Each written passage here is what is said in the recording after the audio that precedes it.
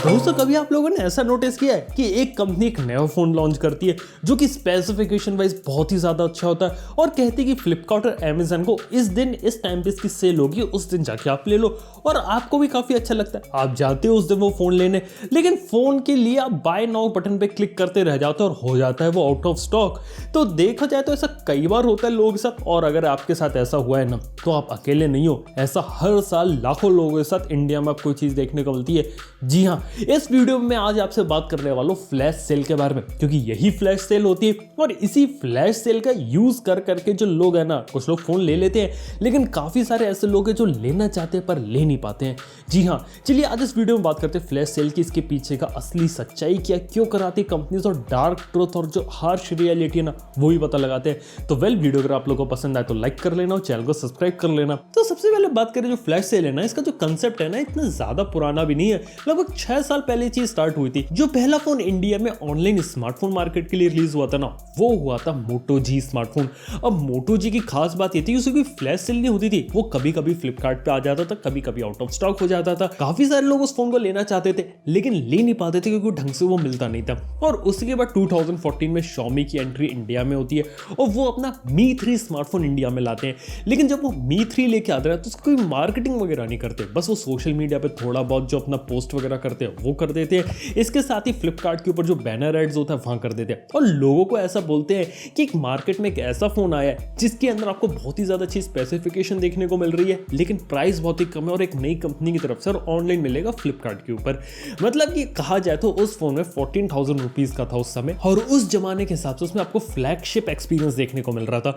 इसलिए जो Xiaomi है वो Mi 3 की फ्लैश सेल ऑर्गेनाइज करती है। चाइना में कंसेप्ट ऑलरेडी काफी पॉपुलर था, Xiaomi ने उसे वहां ऑलरेडी पॉपुलर किया था, यहाँ पे वो उस चीज को इंट्रोड्यूस करते हैं और पहली सेल में Mi 3 के 10,000 फोन रखते हैं। और देखा जाए तो उस 10,000 फोन को खरीदने के लिए 1 लाख लोग फ्लिपकार्ट पे आ जाते हैं, क्योंकि वो लोग हाइप ट्रेन के अंदर चढ़ गए। काफी सारे लोग फोन खरीदना चाहते हैं, फ्लिपकार्ट अपनी लाइफ में पहली बार क्रैश होता है।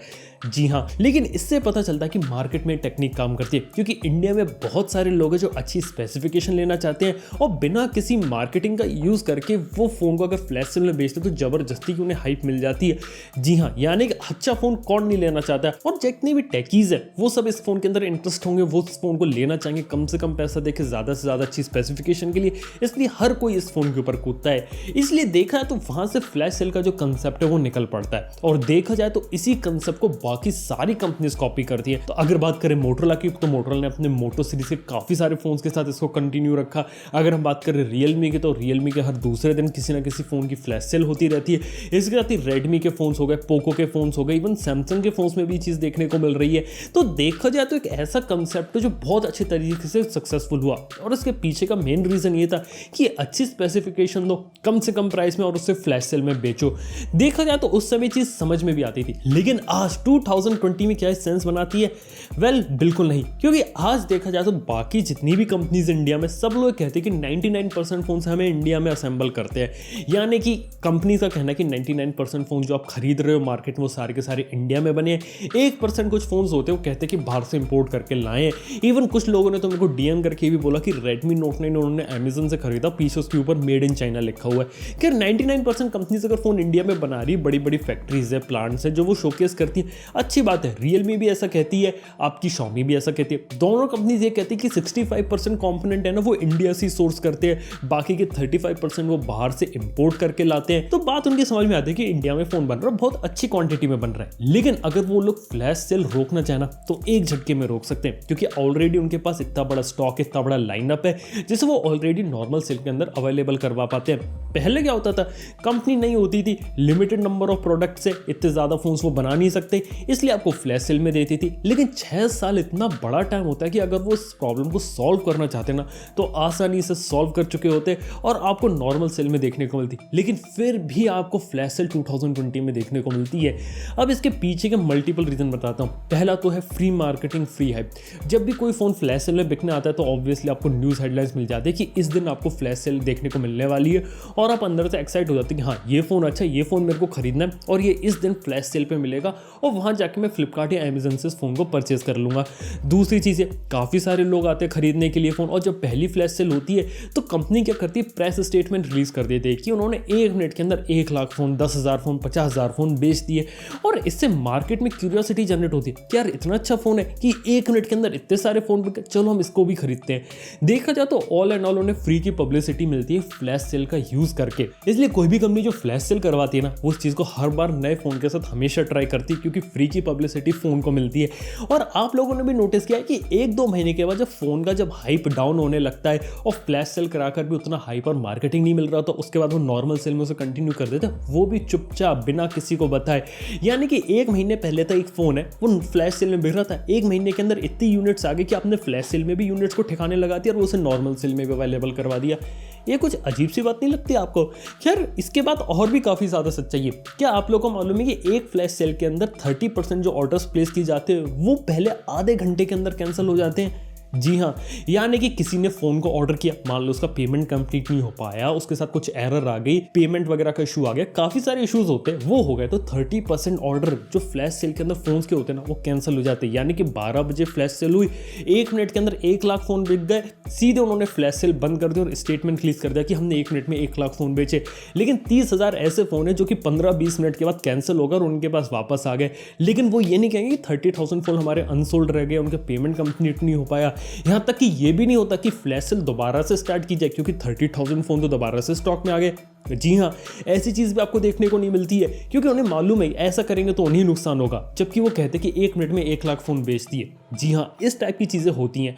और तो एक और खास बात ये भी यहाँ पे बता देना चाहूँगा आपको कि फ्लैश सेल के अंदर जो 50% जो फोन्स होते हैं ना, वो ब्लैक मार्केट के अंदर जाते हैं। जी हाँ, यानी कि मान लीजिए 15,000 रुपये का एक फ़ोन लॉन्च हुआ, ऑनलाइन 15,000 का मिलता है, ऑफलाइन में खरीदने जाओगे दुकान पे 16,000, 17,000, 1,000-2,000 रुपये आपको ज़्यादा देने पड़ेंगे उस पर्टिकुलर फ़ोन के लिए, क्योंकि देखा जाए तो ऑनलाइन वो फ़ोन मिल नहीं रहा, ऑफलाइन दुकान पे मिल रहा है, 1,000-2,000 रुपये एक्स्ट्रा दो और लो। तो देखा जाए तो जो ब्लैक मार्केटिंग होती है ना, ये कंपनीज को पता है होती है, और उन्हें भी पता है कि इससे उनके फोन्स की जो सेल्स है वो बढ़ती है, इसलिए वो उस चीज़ को रोकते नहीं है।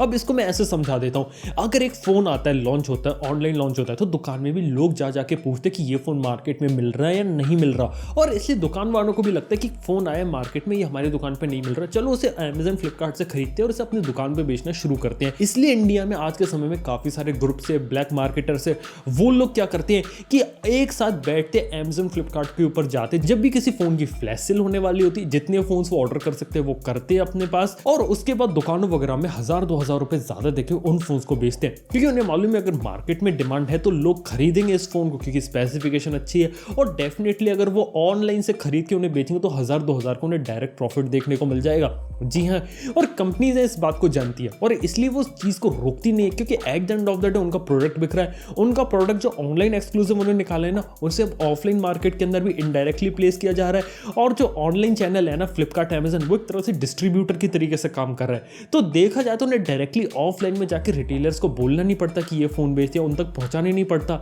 अमेजन फ्लिपकार्ट के थ्रू वो फोन बेच रहे हैं, और उससे ऑटोमेटिकली जो रिटेल शॉप्स होती है ना, वहां तक ये चीज पहुंच रही है और डायरेक्टली वो लोग इस फोन को बेच रहे हैं।